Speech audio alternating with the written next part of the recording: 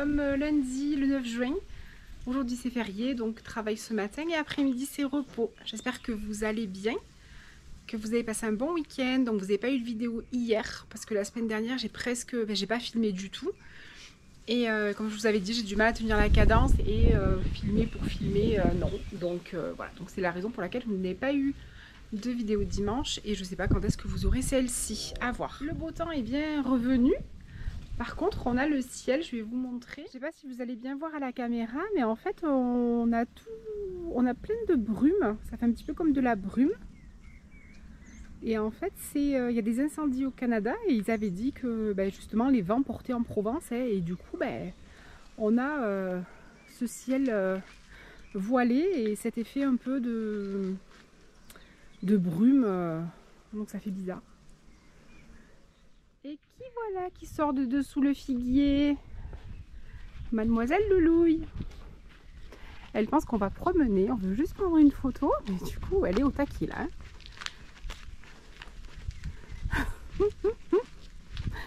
Ma petite nounouille. Voilà, c'est mieux. C'est mieux là, ouais. Émeric voulait prendre une photo parce que c'est quand même assez impressionnant. Le Canada c'est loin quand même. Oui, tu dis bonjour? Tu dis bonjour aux copains, aux copines? Bonjour, bonjour. Tu te frottes un peu partout. À la lavande, tu vas sentir bon.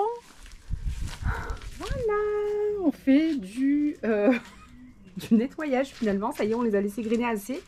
Et là, Émeric est en train de tout enlever pour pouvoir replanter les cactus. On va les remettre là. On va faire, il veut faire un petit coin cactus. Donc en plus, c'était un coin qui s'arrose pas tout seul. Donc les pensées, ça demandait quand même pas mal d'eau. Alors que le cactus, ça demande moins d'eau, donc ça va être pas mal. Regarde-moi toute cette vie là, tous ces verts. Eh ouais. Alors on les dérange. Ouais. Bah, écoute. Non, on les dérange, mais bon. Mon petit persil qui retrouve un peu... Oh, il était complètement étouffé, peu cher. Il a bien tenu le coup, l'empêche. Ouais. J'ai coupé ça. Alors, on a enlevé le petit coin des pensées, parce que je vous avais expliqué qu'elles étaient montées, qu'on laissait les graines tomber, et puis après, on a arraché parce que c'était tout couché, c'était pas propre. Donc, on a mis le beau petit cactus cornichon ici, qui est bien. J'avais peur que, vu qu'il était en floraison, que ça le travaille un peu et qu'il ne refleurisse pas. Franchement, il est magnifique. Là, le soleil est parti, donc il se referme, mais on voit qu'il est super beau. On a trouvé des petites lampes à action aussi. Je crois que c'était 1,99 € les petites lampes solaires. On verra si elles marchent. On a mis là des petites... Donc nous on appelle ça avec Émeric, on appelle ça les petites grassouillettes. Donc on a mis des petites grassouillettes ici. Ici aussi, je me rappelle plus comment ça s'appelle. Ça c'est une crassula. L'arbre de jade. On appelle ça aussi l'arbre de jade. Cette plante là, c'est une plante qui vient des alentours de la maison. Une plante grasse qu'on avait ramassée. Il y avait des petits plants et du coup on avait ramassé. On les avait mis là. Et alors je sais pas si ça va fleurir ou pas. Il y a des petits, je sais pas du tout. Celui-ci, c'est ma maman qui nous l'avait donné. Et là, il est en fin de floraison. Ici, il y en a un autre dans le pot ici. Mais pareil, il est en fin de floraison. Mais il était beau, il était beau. Ça, c'est ma maman qui a plein de plantes comme ça, aussi des plantes grasses. Et après, là, on a mis... non, ils sont venus tout seuls, des soucis et un peu de d'Inde. Par contre, on a eu une invasion de petites araignées rouges, mais une invasion d'invasion. Du coup, le souci, c'est que on est allé à la jardinerie ce matin. Émeric a pris du purin d'ortie et puis il a tout pulvérisé. On va voir ce que ça donne. Mais là, vous voyez, les soucis, ils sont tout attaqués. Ils ont plein de taches jaunes. Là, on dirait que... Enfin, tout abîmé. Donc, je sais pas. On verra bien ce que ça va donner, si on arrive à les sauver ou pas. Puis voilà. Là, il y a un autre cactus qui est magnifique. Je vous en avais parlé déjà. Je vous avais déjà fait une vidéo. Là, il va faire des longues fleurs qui vont fleurir blanches. Donc là, celui-là, il est en fin de vie. C'était fait dévorer par un escargot. Donc je pense qu'il a enfin... Mais il a fait plein de bébés. Un ici, un ici. Un ici et un ici. Il a fait 4 bébés. Ici, Emeric avait replanté une petite oreille. Un petit cactus de temps en temps, quand il y a des feuilles comme ça, hop, il les replante. Alors des fois ça prend, des fois ça prend pas. Mais bon, c'est pas grave. Donc voilà notre petit coin de cactus sous l'œil de ma petite grenouille. Et ça aussi, on l'a trouvé chez Action ce matin. C'est un petit... petite loupiote là, vous savez, un petit photo... Je sais pas comment ça va s'allumer. C'est solaire. On a pris une autre aussi, on l'a mise ici. On verra si ça s'allume. Et les petites araignées rouges, je ne sais pas si vous allez les voir. Il y en a là, elles sont infimes, elles sont toutes petites. Je ne sais pas si vous allez les voir. Et ces chippies, elles se mettent sur les plantes. Donc elles ont commencé par le cactus, elles sont allées sur le géranium. D'ailleurs, on voit que mon géranium, il est un petit peu aussi... il y a un petit peu des taches aussi, mais moins... Voilà, vous voyez, ça, c'est typique de ces petites araignées là. Vous voyez, c'est jaune. J'espère qu'on va arriver à les sauver. Je sais pas. Ce matin, on parlait avec la vendeuse de la jardinerie. Elle disait qu'elle a jeté 2 arbres d'agrumes. Un mandarinier qui donnait des mandarines à gogo qu'elle avait en pot, un gros pot. Et en fait, elle l'a jeté parce qu'il y en avait trop. Elle n'est pas arrivée à le récupérer. Et elle disait que cette année, c'était une invasion de petites araignées rouges impressionnantes. Donc vous les voyez, là, elles font leur petite vie. Malgré qu'Emeric est pulvérisé, bah, les chippies, elles sont là. On avait mis le petit cactus cornichon dans un pot. C'était un petit rejet, du coup on l'a mis là. On va enlever les fleurs. Ah non, je peux même pas les retirer. Il y a les fleurs séchées là. Alors, on est venu promener avec Emeric il n'y a pas longtemps là et on s'est rendu compte, d'ailleurs on l'a dérangée, elle est partie. On s'est rendu compte que la petite chevrette dormait ici. Regardez, l'herbe est toute couchée. Et en fait, elle dort ici. Et donc, on l'a dérangée, elle s'est vite levée et elle est partie. Elle est partie sur le côté là-bas. Là, on voit qu'il y a un endroit où elle dort ici. Il y a un autre endroit ici aussi où elle doit dormir ici. Là, on voit que c'est bien couché. Et là, elle doit se reposer. Elle est à l'abri ici, elle craint rien. Hein. On n'est pas en période de chasse. Et puis, de toute façon, même on sera en période de chasse. Les chasseurs sont pas là. On est dans tout en haut d'un quartier et en général, les chasseurs sont pas là. En général, parce que l'année dernière, on les a vus pas très loin. Vous voyez, et là, il y a le chemin. En fait, là aussi, elle se couche. Et en fait, elle se ferait un petit chemin là. Je vais essayer de passer. Se ferait un petit chemin ici. Oh là là. Hop. Voilà. Et après, elle est par là. Mais là, elle n'y est pas. Mais on voit que c'est tout bouché. Donc, on voit qu'elle reste par là. Mais elle est bien ici.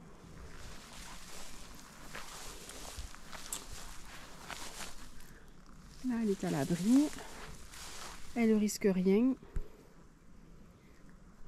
Mais je suis sûre qu'elle sent qu'on n'y veut pas de mal. Je suis sûre que les animaux, ils sentent ce genre de choses. Elle sent sûrement qu'elle est en sécurité et que on lui veut pas de mal de toute façon. C'est calme, il n'y a pas de chien, donc... Alors, j'avais envie de vous partager cette petite merveille. Hier, je suis allée à la biscuiterie de ma ville. C'est une biscuiterie et ils font un petit peu salon de thé... mais cosy, c'est très sympa. Ils font beaucoup de chocolat aussi.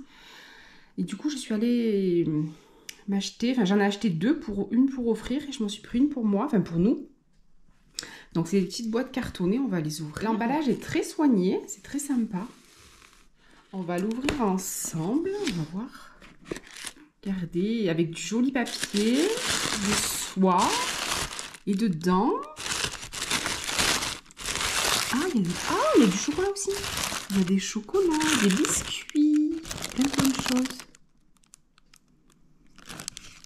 On va se préparer un petit thé. Je ne sais pas si vous connaissez le thé Voyage d'essence. C'est un thé que j'ai acheté chez Lidl. Je ne savais pas qu'ils en faisaient. C'était une promo, donc je ne sais pas si c'est une marque qui suive ou non. Mais déjà, le packaging m'a bien plu. Et alors, c'est un thé au morceau de caramel. Donc, quand vous l'ouvrez, il sent divinement bon. Hop. Voilà. Et vous avez des morceaux de caramel. Alors moi, je trouve plus de thé. Je crois que c'était Éléphant qui faisait ça. Il faisait un thé, il me semble que ça s'appelait Canada. Et c'était poire caramel ou pomme caramel, je me rappelle plus. Et j'arrive plus à trouver ce thé-là. Alors, c'était pas un thé, c'était une infusion. Parce que moi, je suis plus infusion rooibos. Bon, là c'est du thé, ça ira très bien. Mais il sent divinement bon, par contre. Et on a des tout petits morceaux de caramel dedans. Donc, on va se faire un petit thé après-midi avec des petits gâteaux de la biscuiterie. Voilà, donc moi je me suis servie dans ma petite tasse de chez Botanique. Ils ont sorti une petite collection de tasses pour l'été qui est super jolie. Donc moi j'ai pris celle-ci, il y avait différents modèles. Elle est très sympa avec la petite table en couleur, le petit chapeau. Enfin c'est vraiment tout ce que j'aime. Un peu esprit un petit peu bohème, champêtre, jardin. C'est trop joli. Et puis Émeric dans la petite tasse classique. Voilà, de bonne humeur. On va se mettre dehors et je vais vous expliquer, je vais vous donner des nouvelles de la petite chevrette. On s'est mis sous les oliviers pour boire le thé, puisque le salon de jardin est sous les oliviers, parasol naturel. Et ils sont tout en fleurs, les oliviers. Mais du coup, les fleurs, elles tombent, les feuilles tombent. Alors du coup, Mademoiselle Luna, elle est au pays des fleurs, il y en a partout. Bon, ça ne la dérange pas trop. Hein. Pas vrai, Nounouille ? Non, elle n'est pas trop dérangée. Et je vous avais dit que je vous donnerais des nouvelles de la chevrette. La Mac ici. Et puis, regarde là, au niveau... C'est la semaine dernière ? Donc la semaine dernière. Ah oui, puisqu'on est lundi, oui. Du coup, la semaine dernière. Et là, il regarde là, au travers du grillage. Et qui était en train de le regarder ? Il y avait Mademoiselle Chevrette qui était là, qui le regardait. Et elle vient nous voir. Moi, je l'ai vue hier après-midi, mais le temps que je prenne l'appareil photo, le téléphone, elle était partie parce qu'elle avait eu peur quand j'ai bougé. Et du coup, en fait, on s'est rendu compte qu'on dirait qu'elle n'a pas les codes des animaux sauvages, en fait. Elle vient, elle se met derrière le grillage, elle nous regarde. Elle mange les fleurs à travers le grillage, des fois, si elle arrive un peu à en choper. Et puis, Émeric avait planté de l'autre côté de la route des belles de nuit, elle a tout mangé. Donc voilà. Mais je me demande si elle n'est pas sourde ou si elle n'a pas un handicap. On dirait qu'elle est bizarre. Ouais. L'autre jour, la semaine dernière, Émeric est sorti, elle était sur la route. Et en fait, elle l'a fixée, elle l'a regardée, il lui a parlé. Et elle a regardé, elle n'a pas eu peur. Ouais. Et après, elle est partie. Mais, quand elle était dans le champ aussi. Dans le champ aussi, il a fait des vidéos, je vais essayer de vous les mettre. Mais c'est vrai que c'est bizarre, on dirait qu'elle n'a pas les codes de crainte de l'animal sauvage.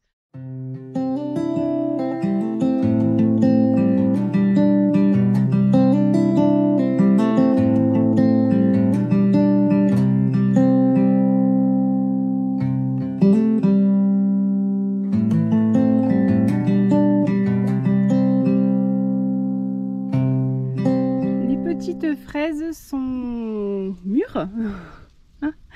Elles sont trop belles. On a mangé les premières avec Émeric, il y en avait 2. Et là, il y en a... Bon, il n'y a pas de quoi faire une grosse salade, mais il y en a 6.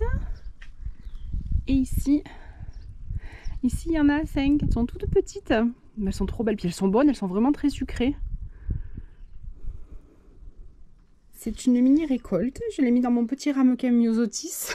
Ça ne bouchera pas le creux d'une dent, mais bon, c'est toujours ça. Voilà. Il fait hyper chaud, je sais pas chez vous. Donc on s'est mis dehors sur la terrasse, on est à l'ombre. Dehors, la terrasse du haut, on est ombragé, le soleil est passé. On va goûter ces petites fraises. Et on est dans la pleine lune des fraises. Donc je sais pas si vous, cette nuit, vous avez ressenti la pleine lune, mais nous, ça a été catastrophe. Enfin, moi perso, ça a été compliqué. Cette nuit, la pleine lune, c'était compliqué. Émeric s'est fait piquer hier soir par une abeille au niveau de l'œil.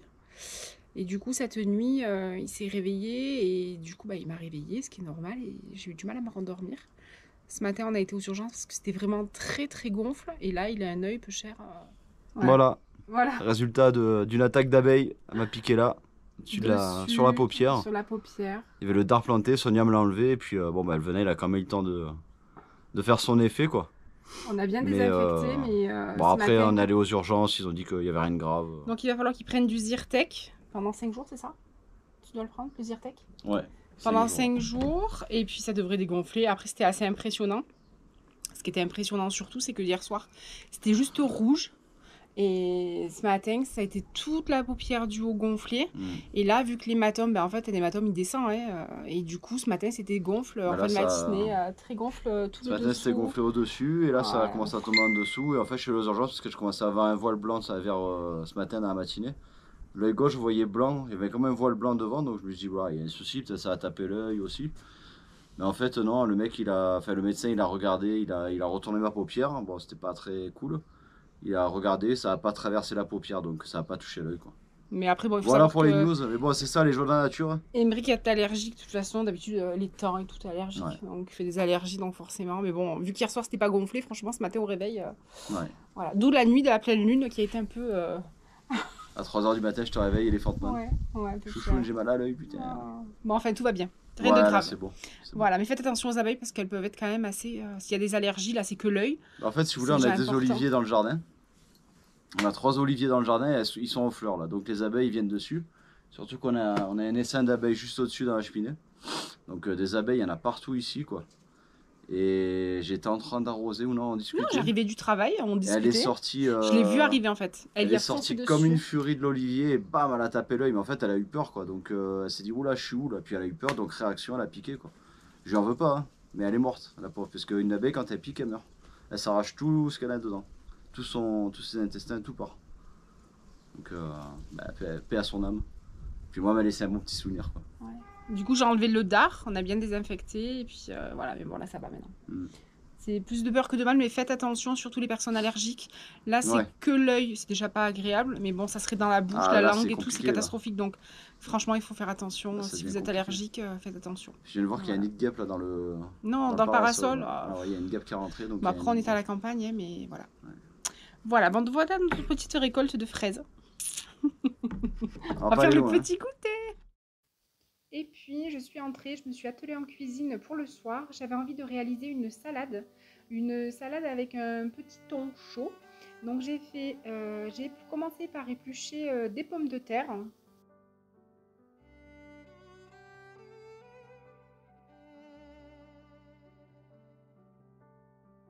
J'ai coupé ensuite les pommes de terre en petits carrés. Vous pouvez les couper en rondelles aussi si vous voulez, peu importe la manière dont vous les coupez.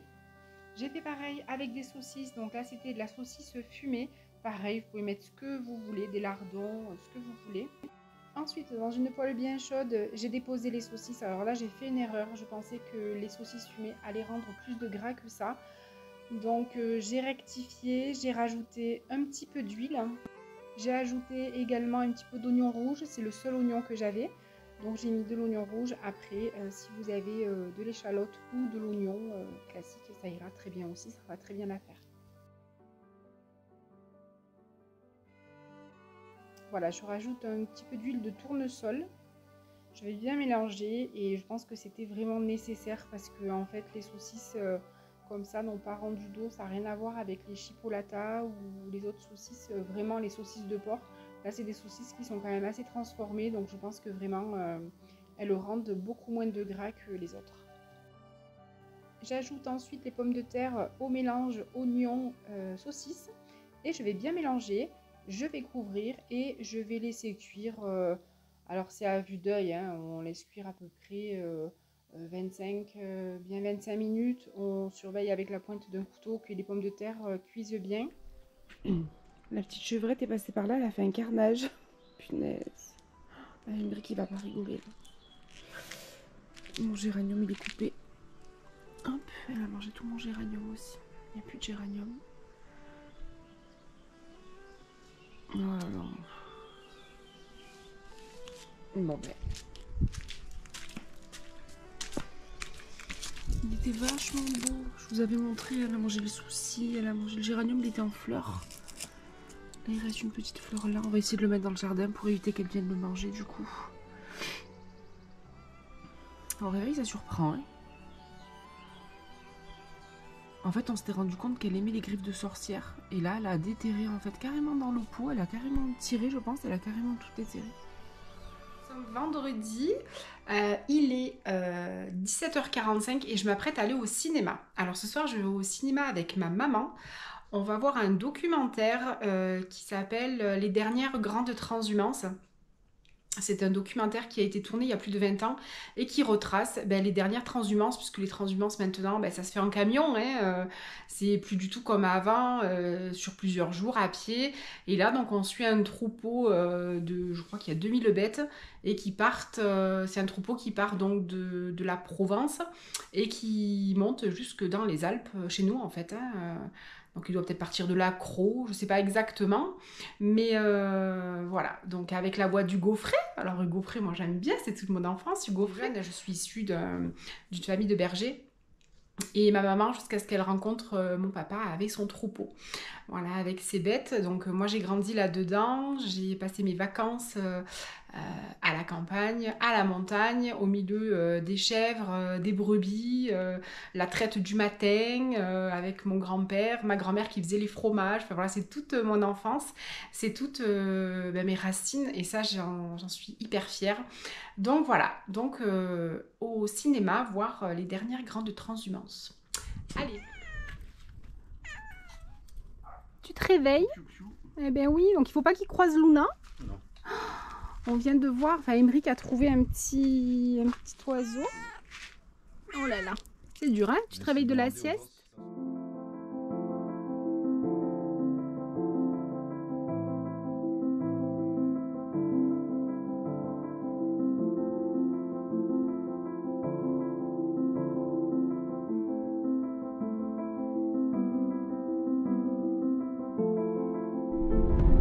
Bonjour, bonjour. Aujourd'hui nous sommes samedi, nous partons un petit peu en vadrouille. On va sur le plateau de Valensole. Alors on a décidé de vous emmener avec nous. Le plateau de Valensole, on ne vous le présente plus, vous le connaissez. Anciennement appelé le grenier de Provence. Maintenant on n'y trouve plus que essentiellement de la lavande, enfin du lavandin d'ailleurs. De la sauge. De la sauge, de l'hélicryse. Donc là on est à la limite des jolies couleurs, on va dire. Pour voir le plateau bien bleu, l'idéal c'est d'y aller la dernière semaine de juin, première semaine de juillet, mais pas trop tard parce qu'il commence à couper aux alentours du 10 juillet. Donc si vous voulez voir le plateau bien fleuri, l'idéal c'est fin juin. Voilà, donc là c'est un peu tôt, mais bon, on n'avait rien à faire ce week-end et j'avais envie d'aller voir les lavandes, comme tout bon touriste. Voilà, allez c'est parti, on vous emmène avec nous.